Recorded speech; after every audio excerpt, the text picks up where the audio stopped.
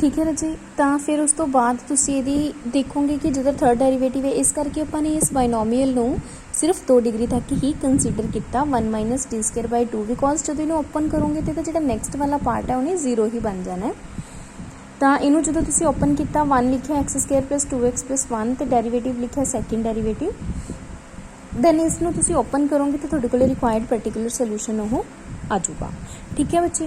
तो इस तरीके दे नाल ही तुहाडे कोले नैक्सट एग्जाम्पल हैगी, उहदे विच तुसीं नॉन होमोजीनियस सिस्टम दिता होया है।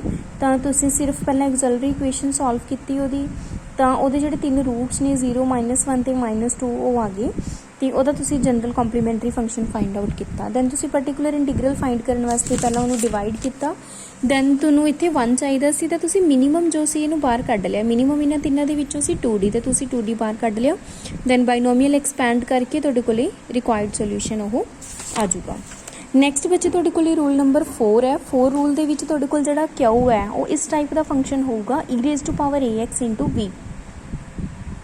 इस टाइप के जोड़े फंक्शनस हैं उन्होंने तुसीं किवें सॉल्व करना है, वह एक रूल यह है कि तुसीं इहदे विच्चों जिहड़ा e⁻⁴ है उन्होंने तुसीं d नूं d+a सबसीट्यूट जो भी इहदी वैल्यू इत्थे आऊगी उन्होंने तुसीं d+a करके सबसीट्यूट कर लेना है। दैन उन्होंने बाहर कढ दोगे, फिर उस तो बाद v जिहड़ा पिछे रह गया उन्होंने अकॉर्डिंग टू दैट फॉर्म तुसीं सॉल्व करोगे कि जिहड़ा v है वो किस टाइप का फंक्शन है। देखो जिवें इहदे नाल रिलेटेड एक एग्जाम्पल हैगी, जिवें तुहाडे कोल दे रखिया d³ plus 3d square plus 2d equal to x e⁻x। इहदे विचों e दी जिहड़ी पावर है उहदी जिहड़ी a दी वैल्यू है दैट इज़ 1। ठीक है ना। तो ऑक्सिलरी इक्वेशन की आ गई d³ plus 3d square plus 2d equal to 0। d दियां वैल्यूज़ आ गई 0 -1 ते -2। कॉम्पलीमेंटरी फंक्शन आ गया c1 plus c2 e⁻⁻x c3 e⁻⁻2x। तो पर्टिकुलर इंटीग्रल कड्ढन लगे तुसीं जो इहनूं डिवाइड किया तो तुसीं सब तो पहला e⁻x नूं बाहर करोगे। e⁻x नूं किवें बाहर करना है, तुसीं d की जगह ते d+1 रिप्लेस करना है। तो इस फंक्शन दे विच जिथे भी d होगा तुसीं उहनूं d+1 की तरह रिप्लेस करके उन्हें सॉल्व कर लोगे। दैन उस तो बाद जो फॉर्म बचूगी उहदे विच्चों सब तो मिनीमम वाला जो नंबर है उन्होंने बाहर कढ़ के तुसीं 1 + x की फॉर्म बनानी है, क्योंकि जिहड़ा तुहाडे कोल v बचिया है वो x की फॉर्म वाला बचा है। तो उन्होंने तुसीं बाइनोमीयल खोल के एक्सपैंड करोगे। तो हुण तुसीं देखो कि जिहड़ा x है वह सिर्फ फस्ट डेरीवेटिव तक आपां उहनूं सॉल्व कर सकते हैं। फस्ट डेरीवेटिव तो बाद अगर तुसीं उहदा कोई डेरीवेटिव फाइंड करते हो तो उन्हें 0 बन जाना है। तो इस करके जी बाइनोमीयल खोलोगे उन्होंने सिर्फ फस्ट डिग्री तक ही खोल लियो, उस तो बाद उन्होंने खोलियो ना। दैन उहदा जिहड़ा सॉल्व करके पर्टिकुलर इंटीग्रल तुहाडे कोल आ जाऊगा। तो ये सीगा 4th रूल। अगर तुहाडे कोल e⁻x इंटू v टाइप का फंक्शन आता तो उन्होंने किवें सॉल्व करना है। नैक्सट केस 5th दे विच हैगा कि अगर तुहाडे कोल x इंटू v टाइप का फंक्शन आता है, मीनस हुण तुसीं जिवें पिछली एक्सरसाइज दे विच अपने कोल e⁻x सीगा तो उन्होंने किवें सॉल्व करना सी। हुण अगर कल्ला x आंदा तो उन्होंने किवें सॉल्व करना है।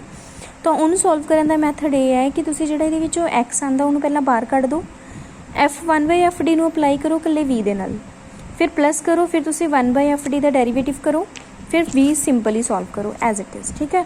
तो इस तरीके दे नाल बच्चे तुसीं ये जिहड़ा 5th रूल है इहदे नाल रिलेटेड एक एग्जाम्पल जिहड़ी हैगी है वो तुहानूं करवा दिंदी हां।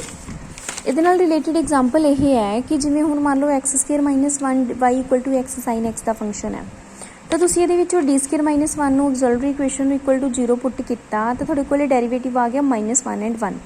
इहदे नाल करस्पॉन्डिंग कॉम्पलीमेंटरी फंक्शन तुसीं फाइंड कर लिया। दैन तुसीं जो पर्टिकुलर इंटीग्रल फाइंड करन लगे हो तो तुहाडे कोल होना चाहिए 1/d² - 1 x sin x। तो इहदे विचों पहला तुसीं x नूं बाहर कढिया, जिहड़ा 1/fd सी उहनूं v दे नाल अप्लाई किया। v कौन है इत्थे sin x, 1/d² - 1 sin x plus फिर तुसीं 1/fd का डेरीवेटिव करना है, बाय कोशेंट रूल डेरीवेटिव कर लोगे इंटू sin x। तो इत्थे बच्चे हुण तुहाडे कोल sin x नूं किवें सॉल्व करदे सी, आपां d² नूं -(a² पुट करदे सी, वो सबसीट्यूट करके इहनूं सॉल्व कर लिया। दैन तुसीं इहदा डेरीवेटिव किया, डेरीवेटिव करके जिहड़ा sin x सीगा उहनूं फिर उहदे विच d² नूं -(a² पुट करना सी, उहनूं सॉल्व कर लिया। जिहड़ा उपर d बचिया सी उहदा तुसीं डेरीवेटिव कर दोगे sin x का। ठीक है ना। तो इस तरीके दे नाल तुसीं इन्हां दा पर्टिकुलर इंटीग्रल कढ सकते हो अकॉर्डिंग टू कि भी जिहड़ा हैगा अपने कोले किस टाइप का फंक्शन है या किस टाइप का फंक्शन नहीं हैगा। ठीक है राजे। ये सीगे अपने कोले 5 रूल कि अगर तुहाडे कोले नॉन होमोजीनियस डिफरेंशियल इक्वेशन आ जांदियां ने तो उन्हां नूं आपां सॉल्व करदे हां क्यू दे बेस्ड कि जिहड़ा राइट साइड ते अपने कोल x का फंक्शन दिता वो किस फॉर्म का फंक्शन है, वो अकॉर्डिंग टू द फॉर्म तुसीं उहदे अकॉर्डिंग जिहड़ा फार्मूला है उहनूं सैट करके सिर्फ सॉल्व करना है। ਨੈਕਸਟ ਬੱਚੇ ਇਹਨਾਂ ਦੇ ਨਾਲ ਹੀ ਰਿਲੇਟਡ ਕੁਝ ਟਿਪੀਕਲ ਪ੍ਰੋਬਲਮਸ ਨੇਗੀਆਂ। ਇਹਨਾਂ ਟਿਪੀਕਲ ਪ੍ਰੋਬਲਮਸ ਦੇ ਵਿੱਚੋਂ ਇਹ ਜਿਹੜੀਆਂ ਟਿਪੀਕਲ ਪ੍ਰੋਬਲਮਸ ਨੇ ਉਹ ਇਹਨਾਂ 5 ਰੂਲਸ ਦਾ ਕੰਪੋਜੀਸ਼ਨ ਹੈ। ਮੀਨਸ ਕਿ ਇਹਦੇ ਵਿੱਚ ਤੁਸੀਂ 5 ਦੇ 5 ਰੂਲਸ ਦੇ ਵਿੱਚੋਂ ਕੋਈ ਵੀ ਫਾਰਮ ਅਪਲਾਈ ਕਰ ਸਕਦੇ ਹੋ।